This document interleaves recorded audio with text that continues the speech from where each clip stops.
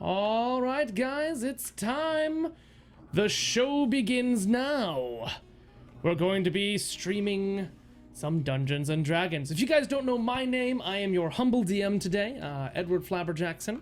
And we've got quite a troop of beautiful people and casters here to help us out playing Dungeons and Dragons. So, we also have Murderclock over here. Tell us about you and what you doing over there. I'm a variety caster, quickly turning full-time Paragon caster. I can't stop playing that game. But, I'm enjoying the Sorcerer. He's pretty fun. And definitely starting to feel more powerful in the game as it goes on. Not Lola powerful, though, because that's just, hacks. But, It's just undead. powerful. Just undead, yeah. I guess if we're, actually in trouble by real people, we're screwed. But... Well, she'll be able to tell us whether or not they're evil. Oh, yeah, that's important. He is malicious. Well, rip. Out of here. And we also have the spectacular Morphos. What's up with you, dude? What's up? I am Morphos XL. There's an underscore in there if you didn't know that. I'm a almost full-time caster on Twitch, and now on Beam too. I'm getting up there on Beam Murder, and it's all your fault. And I play a myriad of things, but mostly I play Kargol, the orc warrior, half-orc warrior. Awesome.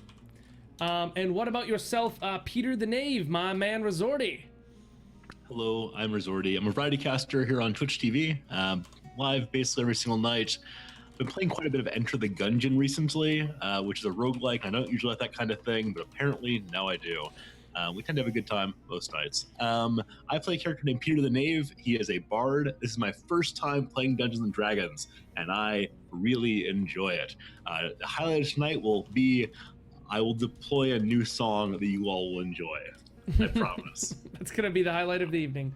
All right. Oh, yeah. And last but not least, of course, my partner in crime, Alola. Tell me more about what you like to do on Strams. I'm really enjoying painting miniatures for a D&D-esque game. It's been a lot of fun. I painted Kargol. Little mini Kargol. Yay, Kargol. That's a good-looking Kargol right there. It is a good. I would know. I'm the expert on good-looking Kargols. Awesome. Yeah, just having a lot of fun. Actually, this next week I want to get back into some nostalgic games like Zoo Tycoon, or I found out that Toontown Online got rewritten and I really want to play it. Yeah. Yeah, it's pretty amazing. I used to play the hell out of that. I know, right? Used to? Used to? Yeah. You're about to all over again. Oh, It's free, no subscription fee. So really quick, I'm going to run through everybody's leveling up. I know I already gave Resorty here his stuff. You're getting some new spells today. So, of course, hit dice. I've already increased your base attack bonus, which was actually for most of you, for all of you but Kargol, you all had the same base attack bonus. And then 9 skills there, pretty good. Murder, you've got a pretty complex bit here. So get ready for that. You're gonna have 1+1 level 1 spell. Okay, so you're gonna pick which spell you want to be able to reuse. +1 level 2 spell, and +1 level 3 spell. Okay. Whoa. Yeah, you just hit your first level 3 spell. Okay, so that's going to be happening on page 192 in the player's handbook. That's the back there. Okay. All right, you're going to get 1d4 plus 3 on your health. All right. Now we got Morphos. I know I already went over that with you. You're getting +2 skills. Right, I spent those. You're getting and 1d10 plus 3 on your health. Did that too. And you also got your bad increased. So there you go. I call. Increase that, or do I have to increase that? And if so, where? What was that? Did you increase that for me, or do I have to increase it? And if so, where? I increased that for you, and it should be on your main page if you really want to take a look. I do. Should be on your main page. Should be base attack bonus, which I call BAB. There we go. And then Lowler, Yeah. you get Smite now 2 times a day, and the ability to have a special mount. Oh, yes. Yeah. Yeah. I also, since I know that you know how to level up your character, Shut up, Rizardi. failed. I failed to write down your hit die or how many skills you have. It's D10. I got it. It's D10. Awesome. I'm on the page. Cool. Awesome. I failed to do that because I knew that you would be able to do it without my help. It doesn't change. Nothing else changes. Yeah, I don't think anything else too much changes. Not even your reflex saves or anything like that. No. So that should be all well and good there. Yeah, I think that's about it. With a quick, I'm just gonna talk really quick so that so those of you that have to level up a little bit have the time. I'm gonna talk a little briefly about Dungeons and Dragons. Dungeons and Dragons here is a game that I fell in love with a long time ago. It harkens back to a time where video games weren't quite made yet or weren't quite good yet. Even PC games were all made out of text.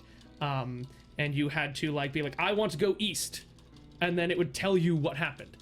So sort of same thing, same exact thing. If you imagine Guild Wars or something like that, and I'm your screen, I'm your computer screen. I'm gonna tell you exactly what's happening in the world, how it's happening. It's gonna be all your NPCs, and this below me here is the party, and they're gonna be interacting with the world, and I'm gonna be helping them figure out how to do that. In the past, what's already happened in the game, since this game is mostly about talking, we're not going to be talking to chat, but I will tell you guys what happened in the past. In the past, we started this game, the group didn't know each other that well, and we sort of all went on the same job to kill some rats. I don't know why you guys did, but you did. And then you went off to go and find yourselves, so find this piece of fabric that someone told you was stolen. So you went to go find this fabric. You did find the fabric and brought it back from fiery grips of death, and nearly didn't survive. But you guys did. You find your way out, and you found your guys selves the guy who asked you to get the fabric. Apparently, he didn't want the fabric at all. He wanted a mystical item that you guys picked up from inside the place that he had you guys go. So you guys managed to get that stolen from you, and you chased the guy through the town that you first came through, and all the way back over to the capital. You found a little bit information about the guy that you chased, but not too much. You ended up discovering more pressing matters. It turns out that the entire city believes that there's some sort of plague, and they must imbibe and use a cure. And this cure comes to them, and it seems very much like drugs. The entire city seems to be hopped up on this cure, as it were. And those that aren't able to get the cure or spend the money end up going through withdrawal symptoms, which everyone believes is the actual plague. All run by a man, Apothecary Jimmy. He's a pretty intense guy, although it turns out he's dead, as well as some of the other people that imbibed a cursed batch of the cure. Now there was a whole slew of zombies, which you guys literally just spent the entire last session murdering all over the place. We finally got to see the mad skills of the paladin, which paladin's skills therein lie of murdering undead. Now you guys are sort of sitting in the midst of this large sort of warehouse surrounded by the bodies of the undead you've just recently slain, and trying to decide what to do. You've also picked up a companion, Ganglespleck, who has since convinced Peter the Knave, the cheese bard, to alleviate himself of all of his cheese. Those are all things that have happened in the past. Anyone want to add anything? Yeah, not only did that guy take the orb from us, he took my sandal. Ah, he did. He did. Yeah, lots of things happened. So I hope that catches everybody up for that knowledge. It's going to help you out in figuring out what's going on. So yeah, you guys are hanging out in this sort of wooden place, and I guess we'll just start right there. Did you guys want to do anything else? Oh, you have a question? With summon monster, do I need to get like 1, 2, 3, 4? Like, do I need to keep going up, or can I just go like skip 2 and get 3? Yeah, you can skip 2 and get 3. Okay. You can do whatever you want. You can skip whatever you want, and yeah. All right. They're different spells. Gotcha. They're not based off the same thing. It's all, and plus you're a sorcerer, so you do this all based out of like your charisma. So you just like charm the magic into your business. Gotcha. So yeah, so you guys are standing amidst the large sort of area here. You have a friend, Tomas, I believe, who managed not to die last time, an NPC. He leveled up, didn't he? He leveled up. Gained in front of all of us. It's pretty good. Me wasting all of my spells on an NPC. Hey, you kept him alive. You did everything you could. It's true. Including riding him as a greased toboggan. Yes, riding him as a greased toboggan was an event that happened last time. That sounds like totally something else. So you guys are in a storehouse near the docks. In this storehouse, again, I'll re-describe it. It's sort of musty. It's a little bit broken down. This storehouse is clearly the place where they store the stuff that people didn't pick up or claim ownership of. We've gotten some rotten fruit here, some luggage. We've got all kinds of like random things that they just kind of like shove away into this storehouse. To sort of get rid of, including bodies and bodies and bodies of recently dead and undead. May we begin by taking 5 or 10 minutes to poke through the zombie corpses, just to get a sense of what kind of people these were who were tied up here, or not tied up here, locked up here after their unfortunate transformation. Also check and see what kind of delicious loot we might find. Yeah, if I recall, the only one that searched bodies was Murder, and he only searched a few, mainly looking for Jimmy. I was searching through them while collecting teeth. Yes, you were, but I think your focus was teeth. Oh, yeah. So yeah, feel free to go ahead and do a search check to see what you can find out there. We'd take 5, take 10 minutes to do that? Okay, I can do Oh, that. no, you can actually, sorry, you can take 10 minutes to really just actually search. Sorry, that is an ability and a rule in the game, actually, taking 10. So yeah, you can spend all the time you want to go ahead out there and really search. You find plenty of gold. In fact, you find at about 50 gold collectively from out there. You find that there are people of all sort of classes. You see people with fine clothing that apparently, by judging by their hands, haven't really worked very much at all. You see people that smelled poorly before they died. You find people of all kinds, shapes, and sizes. You find jewelry if you really want to alleviate them of that. You find no cheese or musical notes. Okay. Yeah, I don't want to take their stuff. I'm not pocketing any of the stuff you've described. I was mostly to get a sense of what class they are. And so then I turn to my fellows and say, it seems like this zombie plague's affecting just about everybody. It's not just poor folks. It's not just the aristocrats. We've got a major plague on our hands here. I think we need some help. The few of us together, especially with Gangelspleck over there and Tomas, my boy, we're going to do well. But I think we got to go to the city establishment, the authorities. I agree.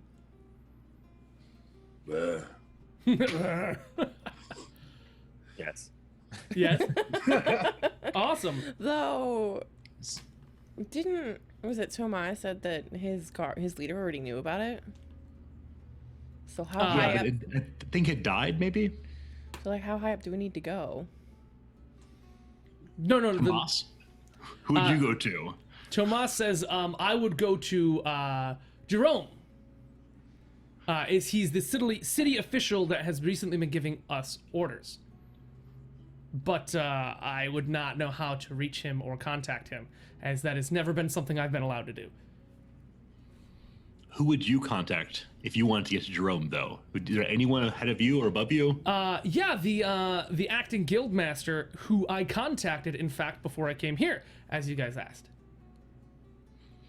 What'd you say? What'd he say? Tell us the story of the guildmaster. He says, there I was. It was a night not unlike this one. In fact, it was this night. I was there in front of the guildmaster, and he had his wild hair and his night hat on. And I said, Guildmaster, I'm sorry to have woken you so late. And he said, away with you. I don't need this business. And I said, but Guildmaster, I must inform you. And then I told him of the story of you fine people, and that we were out to kill the people in the barn as they were undead, horrible fiends. And that a paladin of a good faith did indeed inform us that there was no hope for these people. We set out to slay them. I told him all of these things, and that there was worry that the plague might not be entirely a plague, and there might be hope for our people yet. I told him all of these things, and while his mouth stood aghast, I left to claim my father's sword and stand next to the Sandalbearer.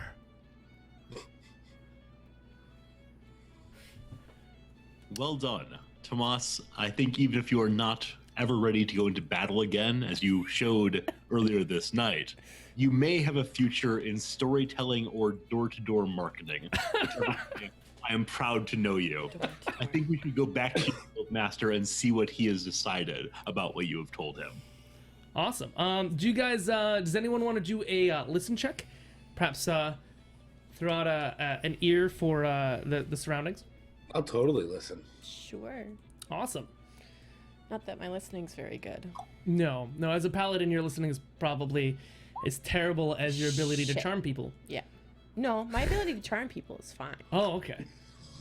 So you guys might hear some sounds outside. Peter the Knave and Locke, you might sort of be listening a little bit out there and hearing a few things. Miani might be entirely oblivious to the situation, but Cargill, due to his larger ears than the average individual and his heightened senses during the adrenaline of being hung upside down and swung like bait above the zombies, he seems to have a heightened ability to listen. He listens out there and hears that there's some murmuring, maybe the sounds of fire coming from the front door of this building. Guys, Yes, big man? Cargill feels like there might be mob outside. I'm sure they're coming to help us. They must know what we're doing here. Oh no. I don't know. Oh no.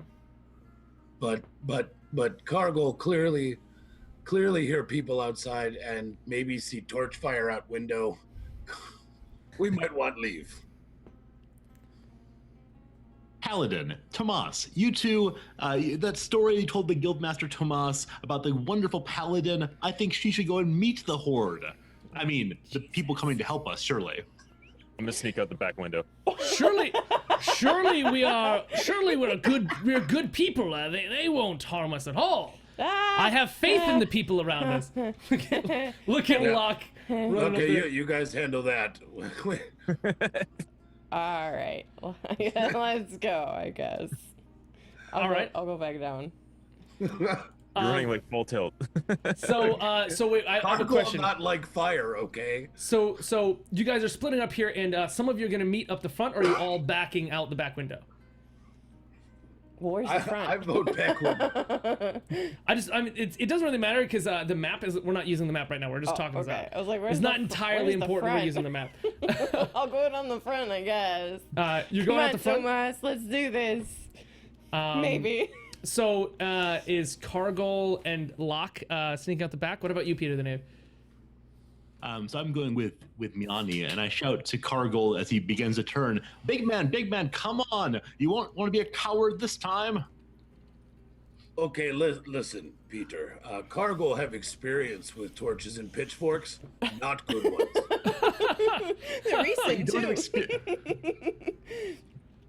You don't have experience though with me and Miani and Tomas here. This will be fine. They'll understand what we've done. We've helped them with their plague.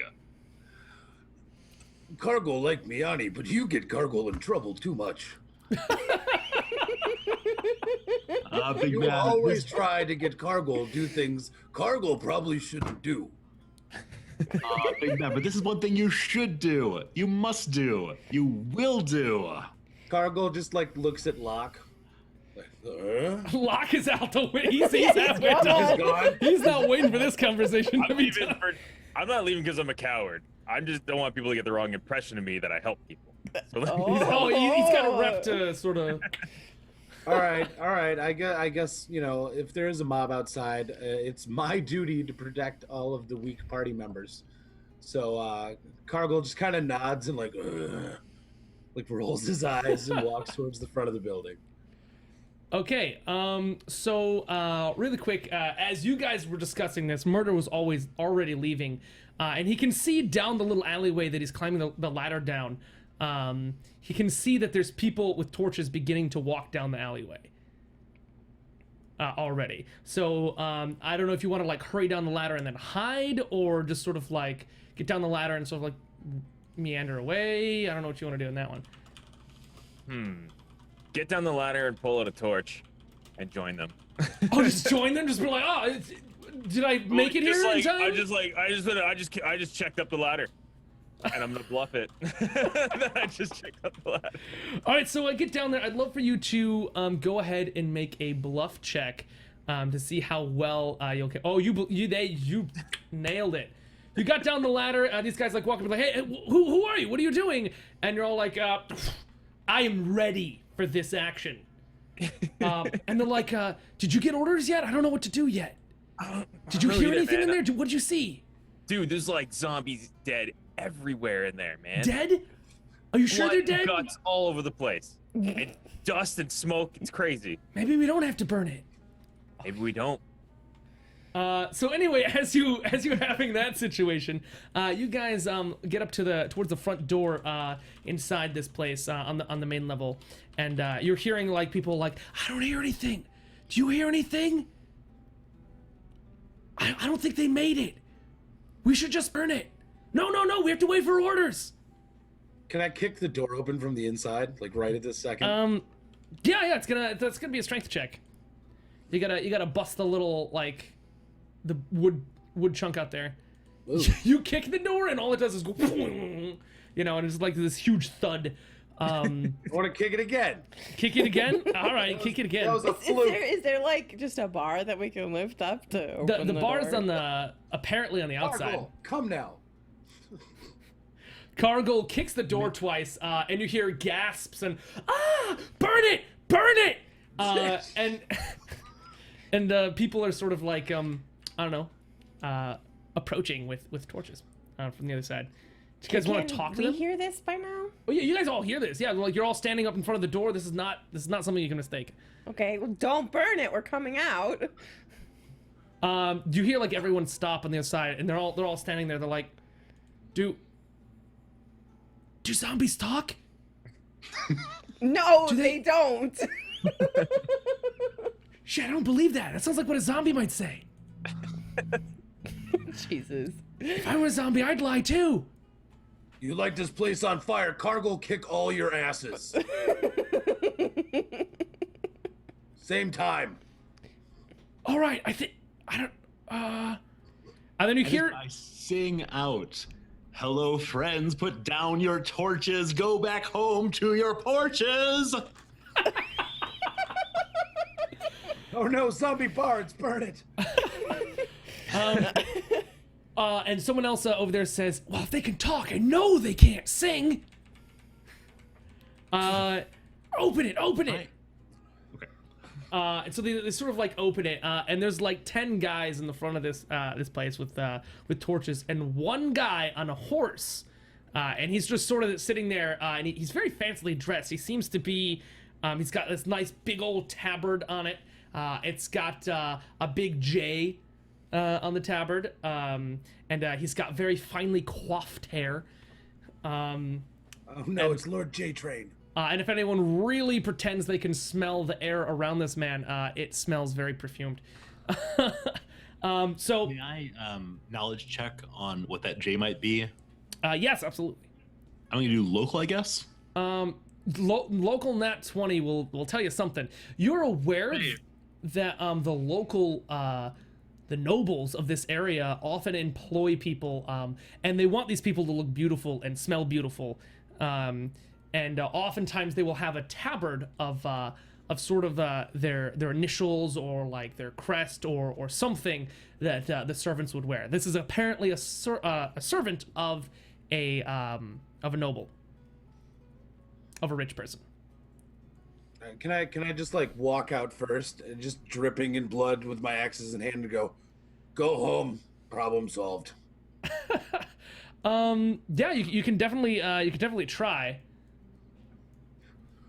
Well, that's what I do then. Okay. So you sort of step out there and just like, go home, problem solved. But the man on the horse says, I'll see that for myself. And he sort of like dismounts from his horse and gracefully walks over. I think this is probably the most graceful you've ever seen an individual walk in your life. As he walks past me, can I just whisper, "Okay, hope we got all of them." Yeah, absolutely. As you do that, he sort of stops, and then like pushes some of the torch guys in there, and says, "Check it out." I'd like to ask Tomas, who are these guys? Do you know them? He's like, yeah, I know a few of them. Yeah. But who's the one with the tabard? Who's the leader here? I guess the leader here would be the guy with the tabard. And the guy with the What's tabard's his name? standing there, and he says, "Yes." What insignia was on the tabard again? A J. You guys see me? I'm right here. What do you There's a guys D. want? You guys are the one that killed all the ones in here, right? And he's like peeking over your guys' shoulder. I don't see anybody else who was in there killing him. I didn't see what happened at all. How should I believe you? We do. No need to be confrontational, friends. Everything here is just fine. I mean, fellows. We say fellows here. No need to be confrontation, fellows. Everything is just fine. Sir, yes, the zombies are no more. For now. There are no more. So from somewhere back in the in the sort of like a storehouse, you hear as another crack of wood splinters out somewhere. Uh-oh, we forgot Gangelschlag. I ignore the sound. Yeah, same. Yeah, I don't even react. And the guy seems very disturbed, and he's sort of like looking over your shoulders, and he says, Occasionally, zombie corpses expel a bit of gas in their last moments. It's quite noxious. We should probably step back a bit. The flame and the gas will cause a disaster. At this, a couple of the gentlemen next to you, holding their torches, sort of like step back a little bit, and they look a little bit wary of the situation. So Murder, what are you doing over there behind the place? Let's return to you for a moment. I'm gonna go with the group. Oh, so you're just where are they following the two guys that are just like walking around? Yeah. They just kind of like walk around the perimeter of the whole building, I mean, unless you do anything or talk to them expressly, they just sort of continue walking and rejoin the group at the front. Okay. Sounds good. She's gonna retreat. All right, we've got an inside man. So you show up.